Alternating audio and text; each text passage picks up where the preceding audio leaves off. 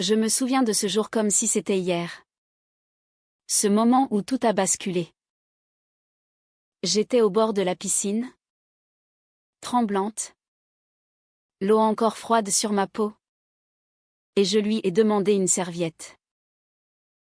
Puis, quand elle me l'a tendue, j'ai murmuré, en fait, je n'en ai pas besoin. Ses yeux se sont écarquillés, et dans ce silence lourd, j'ai compris que plus rien ne serait comme avant. C'était l'été à Aix-en-Provence. Cette ville lumineuse où les fontaines chantent et les ruelles sentent le lavande. J'avais 28 ans. Lisons. Une vie bien rangée, un poste de professeur de littérature dans un lycée du centre.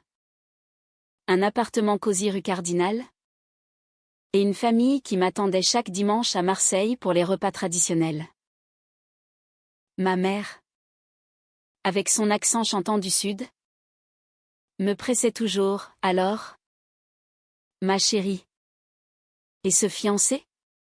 Je souriais. Éludais. Le cœur serré par ce secret que je portais comme une ombre. Ophélie est entrée dans ma vie par hasard. Ou peut-être par destin. Elle travaillait comme graphiste freelance. Venue de Paris pour un contrat dans une agence locale. Nous nous sommes rencontrés à la piscine municipale. Cet endroit banal où les Aixois fuient la canicule. Elle nageait avec une grâce fluide. Ses mouvements coupant l'eau comme une lame. Moi. Je barbotais maladroitement, essayant de me rafraîchir après une journée étouffante de correction de copie. Ce jour-là, je sortais de l'eau, grelottante malgré la chaleur ambiante. Elle était là, sur le bord, en train de s'essuyer. Sans réfléchir. Je m'approchai, excuse-moi. Tu aurais une serviette à me prêter? J'ai oublié la mienne. Elle me regarda. Un sourire en coin. Et me tendit la sienne. Nos doigts se frôlèrent. Puis, je reculai d'un pas. Le cœur battant, en fait. Je n'en ai pas besoin. C'était ridicule. Absurde. Mais c'était ma façon maladroite de prolonger le moment. De ne pas rompre ce lien naissant. Elle rit. Un rire franc et chaleureux qui résonna dans l'air provençal. Alors? Pourquoi demander? Demanda-t-elle. Les yeux pétillants. Je rougis. Balbutiai quelque chose sur la chaleur qui m'avait troublée. Mais intérieurement, une tempête faisait rage. Pour la première fois, je sentais cette attirance viscérale. Cette chaleur qui n'avait rien à voir avec le soleil. Nous avons commencé à parler. Elle s'appelait Ophélie. 29 ans. Originaire de Bretagne mais parisienne d'adoption. Elle aimait les films de Truffaut. Les balades nocturnes. Et détestait les conventions. Moi. Lisons. Je lui parlais de mes auteurs préférés, Proust. Duras. Ces femmes qui osaient dire l'indicible. Nous nous sommes revus. D'abord à la piscine. Puis pour un café sur le cours Mirabeau. Sous les platanes centenaires. Les semaines suivantes furent un tourbillon. Ophélie avait cette liberté que je n'avais jamais eue. Elle me faisait rire. Me chalanguait. Me regardait comme si j'étais la seule au monde. Nos promenades dans les calanques voisines. Nos dîners tardifs dans des bistrots cachés. Nos silences complices sous les étoiles. Un soir, près de la fontaine de la Rotonde, elle prit ma main. Je ne la retirai pas. Au contraire, je serrai ses doigts. Et nos lèvres se rencontrèrent pour la première fois. C'était doux. Intense. Comme une libération longtemps attendue. Mais le bonheur est fragile. Ophélie voulait plus, des voyages ensemble. Une vie ouverte. Moi. Je tergiversais. Ma famille. Comment leur dire? Mon père. Ancien marin. Traditionnaliste jusqu'au bout des ongles, ma mère. Pieuse et attachée aux apparences. Et mes amis du lycée? Ces collègues qui me voyaient comme la fille sage? Fiancée potentielle à un homme respectable. Un jour, Ophélie me confia son propre secret. Elle avait été mariée jeune. À un homme. Pour plaire à ses parents. Un mariage bref. Douloureux.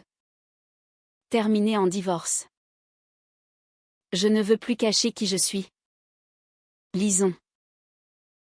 Pas pour toi. Ces mots me transpercèrent. Je l'aimais. Profondément. Mais la peur me paralysait. Les mois passèrent. Et notre relation s'approfondit dans l'ombre. Nous nous voyions en secret, des week-ends volés à Marseille. Des nuits dans son petit appartement loué près de la cathédrale Saint-Sauveur. Ophélie était patiente. Mais je voyais la frustration dans ses yeux. Pourquoi ne pas leur dire, murmurait-elle parfois. Après l'amour. Quand nous étions enlacés dans la pénombre. Je repoussais toujours. Pas encore. Ils ne comprendraient pas. La vérité était plus cruelle, j'avais peur de les perdre. Ma famille était mon ancre. Dans cette Provence conservatrice où les ragots vont bon train. Puis vint le drame. Ma sœur cadette, Élise, annonça ses fiançailles. Un grand repas familial fut organisé chez mes parents. À la Maison Blanche aux volets bleus. Avec vue sur la mer. J'y allais seule. Comme toujours. Ophélie insista pour m'accompagner. Mais je refusai. Ce n'est pas le moment. Ce soir-là. Autour de la table chargée de bouillabaisse et de rosé frais. Ma mère me lança, et toi? Lisons? Toujours pas de prétendant? À ton âge. Les rires fusèrent. Mon père ajouta, il te faut un homme solide. Ma fille. Pas ces artistes parisiens. Je souris jaune. Le cœur en miettes. Le lendemain. Ophélie explosa. Tu me caches comme une honte. Est-ce que tu m'aimes vraiment? Ou suis-je juste une passade? Ces mots furent des coups de poignard. Je pleurai. La suppliai de comprendre. Mais le fossé s'élargit. Pour compliquer tout, je découvris que j'étais enceinte. Non. Pas d'Ophélie, c'était impossible. Non, 1 an plus tôt. Avant elle.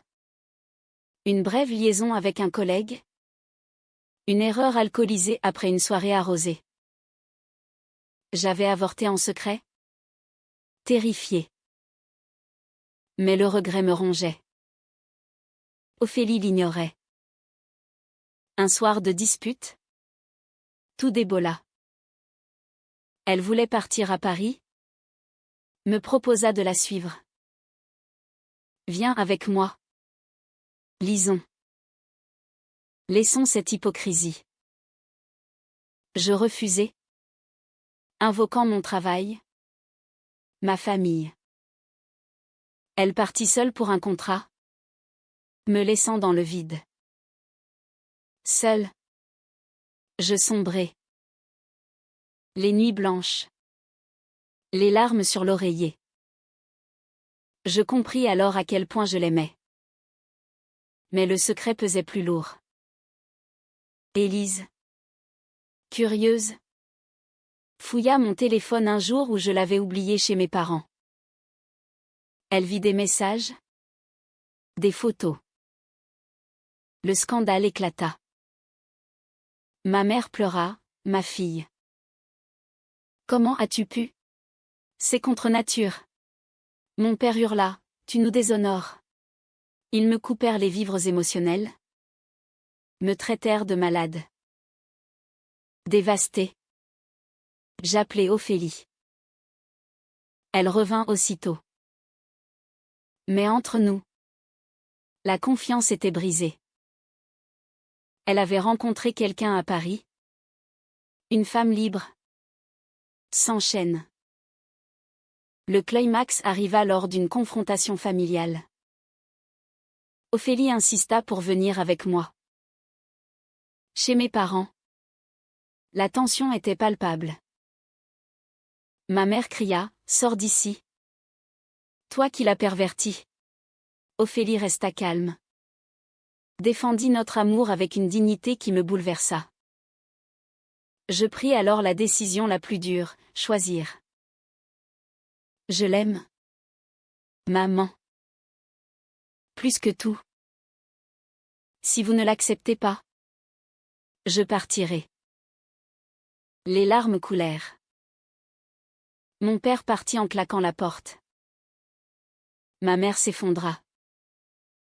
Les semaines suivantes furent un enfer.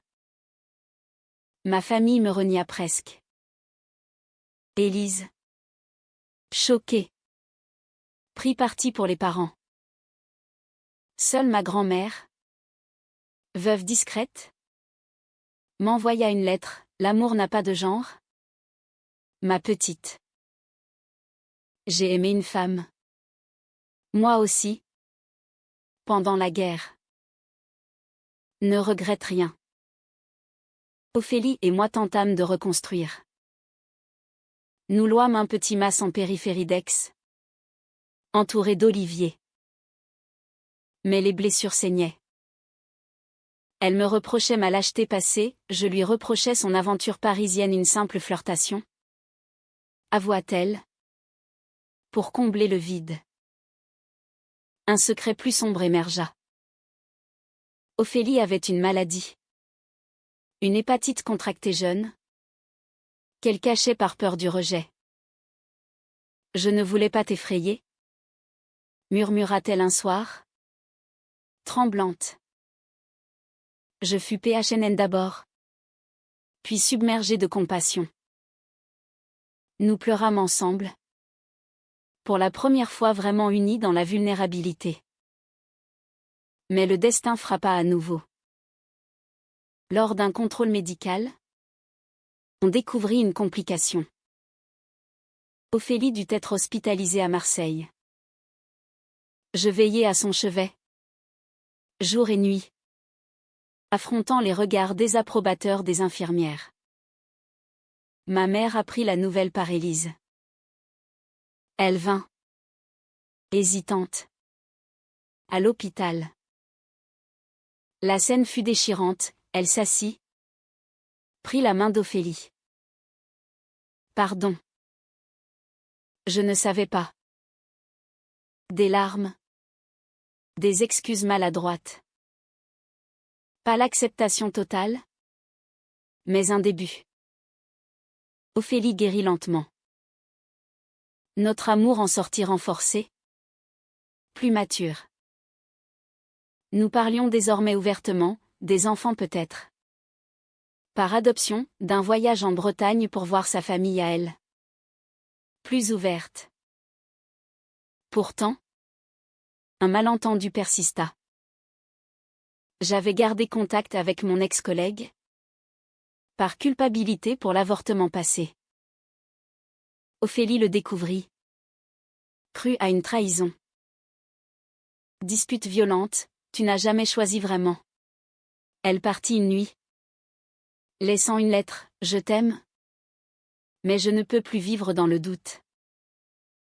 Désespérée, je la cherchai partout. À la piscine, notre lieu originel. Je la trouvai, assise au bord, Les pieds dans l'eau. La confrontation fut orageuse. Sous la pluie d'orage provençal, rare et violente, nous nous criâmes tout, les peurs, les secrets, les regrets. Je t'ai choisi. Ophélie. Dès ce jour de la serviette idiote. Hurlai-je. Elle pleura, alors pourquoi ces mensonges? Je lui avouai tout, l'avortement, la culpabilité, la terreur de perdre ma famille. Elle écouta, puis me serra contre elle. Nous sommes humaines. Lisons. Fragiles. Mais ensemble. Nous rentrâmes trempés, riant nerveusement. Cette nuit-là, nous parlâmes jusqu'à l'aube, vidant nos âmes.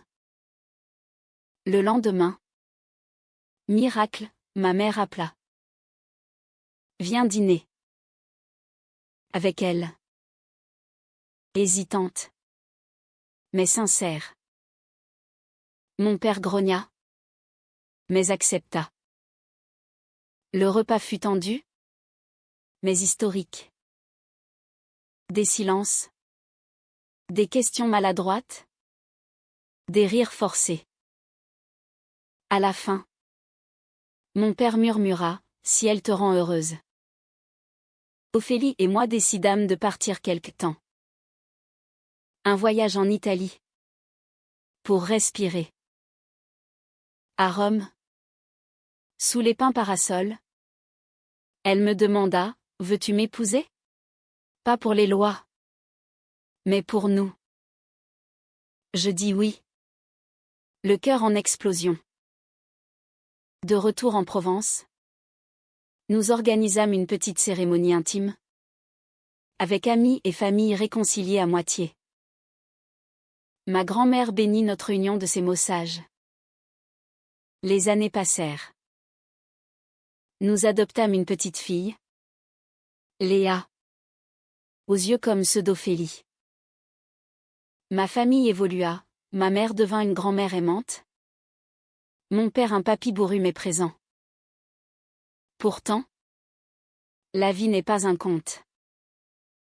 Ophélie eut une rechute médicale. Nous luttâmes ensemble. Main dans la main. Elle guérit à nouveau. Plus forte. Aujourd'hui, je regarde en arrière. Ce mensonge initial de la serviette, cette phrase absurde, fut le début d'une vérité profonde. Nous avons traversé la PHNN. Les malentendus. Les secrets. Mais l'amour. Cet amour si humain. Si imparfait. A triomphé. Dans notre masse. Sous les oliviers. Avec Léa qui rit. Je sais que les décisions difficiles valent la peine. Pour la liberté d'aimer. Et parfois. À la piscine. Je souris en pensant, en fait. Je n'en ai pas besoin. Parce que j'ai tout, elle.